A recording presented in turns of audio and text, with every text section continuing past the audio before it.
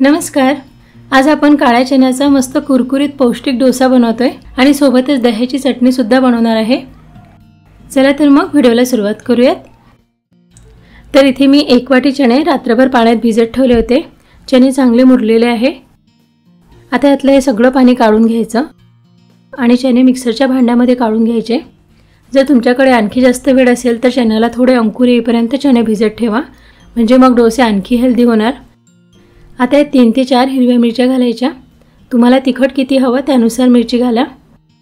1 inch अद्रक घालायचं, 10-12 कढीपत्त्याची पानं, 7-8 लसणाच्या पाकळ्या, 1 चमचा जिरं आणि चवीनुसार मीठ घालायचं। त्यानंतर डोसाला छान बाइंडिंग येण्यासाठी यात अर्धी वाटी रवा घालायचा आणि अर्धी वाटी दही। दह्यामुळे बॅटर छान फर्मेंट होते, डोसाला छान आंबट टेस्ट येते। थोडी कोथिंबीर घालायची आणि 1 ते 1.5 वाटी पाणी घालून हे मिक्सरमधून अगदी बारीक वाटून घ्यायचं।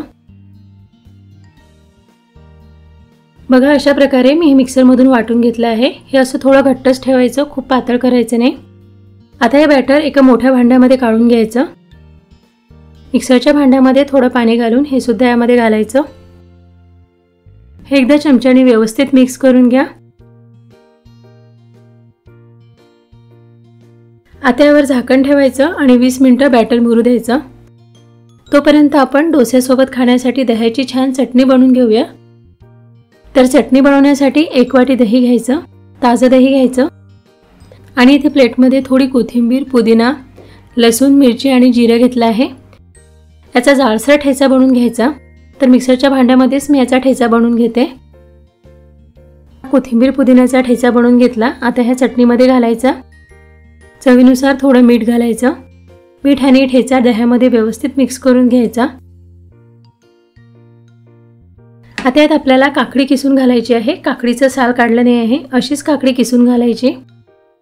दह्यासोबत काकडीची टेस्ट खूप छान येते। हे व्यवस्थित मिक्स करून घ्यायचं। ही चटणी तुम्ही अशीही खाऊ शकता किंवा यावर तडका घाला। मी यामध्ये तडका घालून घेते।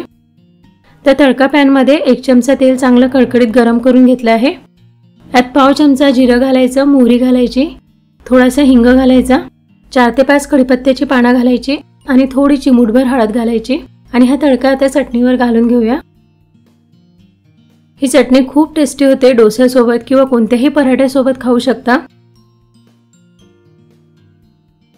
तर चटणी तयार झाली। इकडे बॅटर भिजत ठेवून सुद्धा 20 मिनिटं झाले आहे। हे एकदा चमच्याने मिक्स करून घ्यायचं। हे थोडं घट्ट आलं तर यात तुम्ही 2-3 चमचे पाणी घालू शकता। आता आपण याचे लगेच डोसे बनवून घेऊयात। त्यासाठी इथे गॅसवर मी तवा गरम करायला ठेवला आहे। तव्याला आधी व्यवस्थित तेल लावून घ्यायचे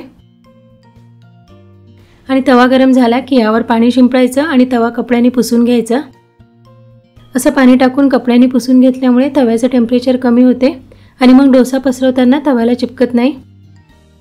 तर 1 चमचा बॅटर घेऊन असं पसरवून घ्यायचं। गॅसची फ्लेम मीडियम ठेवायची। बघा, डोसाला जाडी छान पडली आहे। डोसा वरच्या बाजूने सुकला की यावर तेल किंवा तूप घालायचं।